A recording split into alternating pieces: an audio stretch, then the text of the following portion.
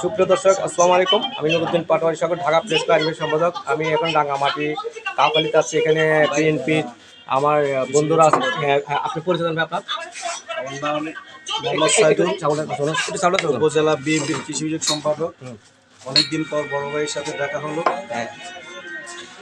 চা চক্করে সময় কাটাচ্ছি।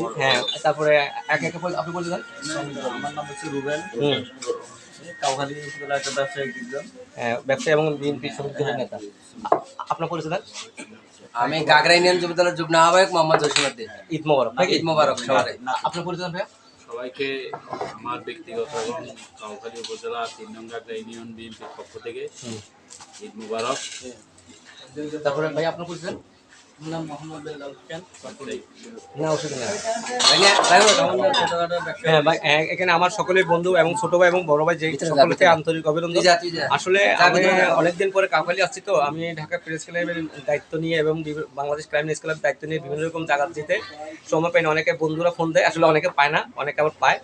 যাই হোক, আমি মনে করবো কি, এই যে কাউখালীতে রাঙ্গামাটিতে বাঙালিরকে বেশ বপন করে গেছে মাননীয় আমাদের রাষ্ট্রপতি, এবং 26শে মার্চের বেতার ঘোষণা যিনি দিয়েছেন জিয়াউর রহমান, তার অবদানের কথা রাঙ্গামাটি, খাগড়াছড়ি, বান্দরবন কখনো বলতে পারবো না। এই বাঙাল 2,80,000 লোককে অবস্থান করে দিয়ে গেছেন আমাদেরকে।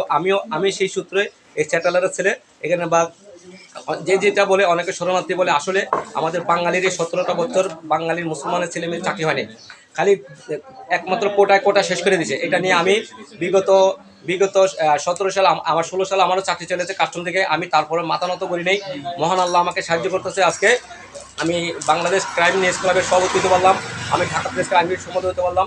আসলে আমার ভাইয়েরা আমাকে ভালোবাসে, এবং আমার কিছুক্ষণ পর আমি রাঙ্গামাটি কাউখালী উপজেলার একজন বিএনপির ত্যাগী নেতা, দীর্ঘদিন 17 বছর যে রাজপথে কষ্ট করেছেন জাহাঙ্গীর ভাই, তার সাথে এখন কিছুক্ষণ কথা বলবো। এবং উনিকে আগামীতে আমরা চাই রাঙ্গামাটি জেলার স্থানীয় পরিষদের মেম্বার চাই। কারণ কি, বাঙালির কথা বলার অধিকার এখন হারিয়ে ফেলছে। আগামীতে যেমন আমাদের কথা বলার, বাঙালির ছেলেমেয়ে লেখাপড়া করে চাকরি পায় না, একমাত্র একটা কোটা। এই আমলিক স্বৈরাচার সরকার একটা জিনিস করে গেছে, শুধু কোটা শেষ করে দিয়েছে দেশটা। এই কোটার বিরুদ্ধে আমরা যাব। কোটা দিয়ে কিছু হবে না।